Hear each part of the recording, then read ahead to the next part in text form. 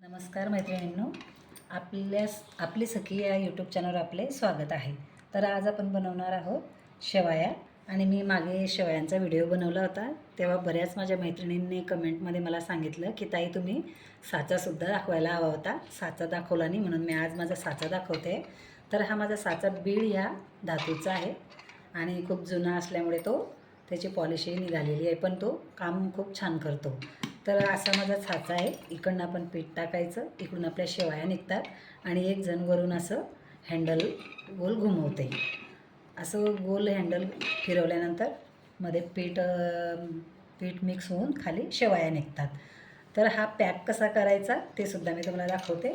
तर बघा, इथे मी लाकडाची एक फळी घेतलेली आहे. अशी लाकडाची फळी घ्यायची आणि त्याला हा साचा असा पॅक करायचा. हातून पॅक झाल्यानंतर हा आता पॅक झालेला आहे आणि ह्या लाकडी फळीवरती आपल्याला अशी चादर किंवा कॉटनचा कापड असा ठेवून घ्यायचा. म्हणजे एक जण इथे वर बसून हा आपलं हे हँडल असं गोल फिरवल्यानंतर आपल्या शेवया खाली निघतात. तर असा हा माझा साचा आहे. मी या साच्याची पूर्ण माहिती या व्हिडिओमधून तुम्हाला दाखवते आहे आणि शेवयासुद्धा करून दाखवणार आहे. मैत्रिणींनो, आपण साचा असं पॅक करून घेतलेलं आहे, तुम्ही बघू शकता. आणि आज आपण ह्या शेवया बनवणार आहोत मैदा आणि रवापासून. ज्या माझ्या मैत्रिणींना गहू ओलवून साफ करणं जमत नसेल किंवा वेळ नसेल, तर ते असं इन्स्टंट अशा शेवया आपण बनवू शकतो. तर मी इथे हा मैदा घेतलेला आहे. हा मैदा 4 वाटी मैदा आहे. 4 वाटी म्हणजेच हा 300 ग्रॅम एवढा मैदा घेतलेला आहे आपण.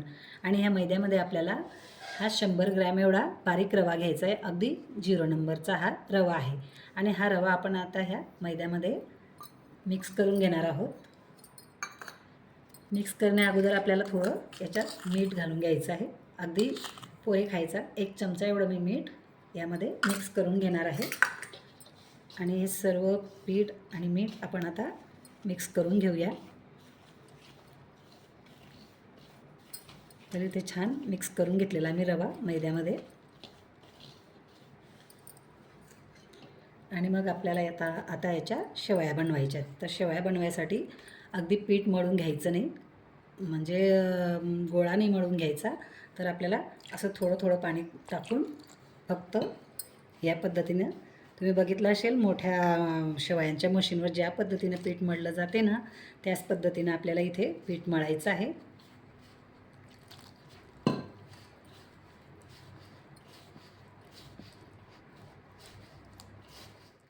तर गोळा केलेला नाही आहे मी, असं आपण पीठ मळून घ्यायचं आहे. छान मळलं गेलं आहे. आणि याचा एक गोळा घेऊन आपल्याला ह्या साचेच्या तोंडात भरायचं आहे. फिरून असा गोळा भरत जायचा. तुम्ही बघू शकता.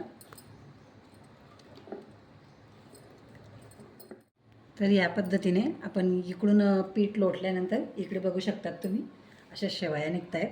बघा, अगदी मोकळ्या मोकळ्या आणि बारीक अशा शेवया निघत आहेत. आणि आपल्याला हे पीठ लोटत जायचं आहे आणि खाली आपल्या शेवया लांबच लांब अशा वाढत जातील. ह्या पद्धतीने अशा शेवया तुम्हीसुद्धा घरी नक्की करू शकता.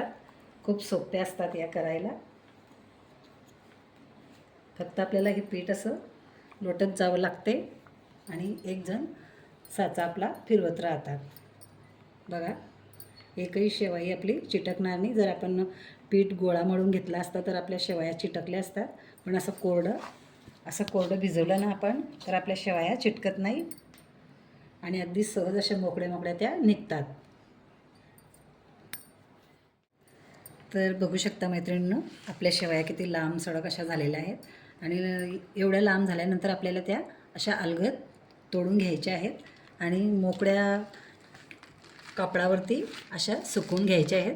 यांना उन्हात नाही टाकल्या तरी चालतात, पण पंख्याच्या हवेखाली ह्या सहज वाळतात. आणि बघा किती पांढरशुभ्र आणि किती बारीक अशा या शेवया आलेल्या आहेत.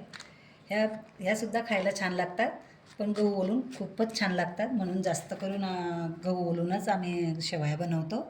ओलवलेल्या गव्हाच्या खायला खूप स्वादिष्ट अशा शेवया लागतात. पण आता मला तुम्हाला साचा दाखवायचा होता आणि शेवयाही बनवायच्या होत्या, म्हणून मी ह्या रव्या मैद्याच्या बनवल्या.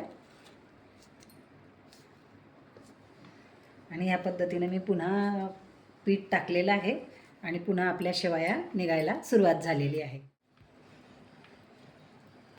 तर या पद्धतीने आपण आता पुढच्या शेवया अजून बनवून घेऊया.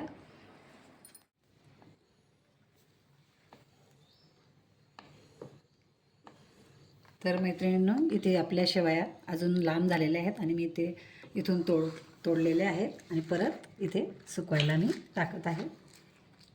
तर बघा किती सुंदर आपल्या शेवया झालेल्या आहेत आणि मी आता यांना पंख्याच्या हवेमध्ये सुकून घेणार आहे आणि पुन्हा आपलं जे पीठ उरलेलं आहे त्याच्यासुद्धा मी ह्याच प्रकारे बनवून घेत आहे. तर मैत्रिणींनो, तुम्ही बघू शकता अर्धा किलो मैद्यामध्ये आपण अर्धा किलो तो 300 ग्रॅम मैद्यामध्ये आपल्या एवढ्या शेवया तयार झालेल्या आहेत आणि पूर्ण शेवया मी इथे तयार करून घेतलेल्या आहेत. तुम्ही बघू शकता एकही शेवई आपली चिटकलेली नाही आहे. अगदी मोकळ्या मोकळ्या अशा आपल्या शेवया झालेल्या आहेत. अशा शेवया तुम्हीसुद्धा नक्की बनवून बघा. खूप सोप्या पद्धतीने बनल्या जातात या. आणि जर तुम्हाला हा शेवयांचा व्हिडिओ आवडला असेल तर लाईक करा, शेअर करा आणि आपल्या चॅनलला सबस्क्राईब करा. आणि ज्यांनी सबस्क्राईब केलेलं आहे त्यांना मनापासून खूप खूप धन्यवाद. आणि अशाच एका छानशा रेसिपीसोबत भेटूया पुन्हा आपण. तोपर्यंत धन्यवाद.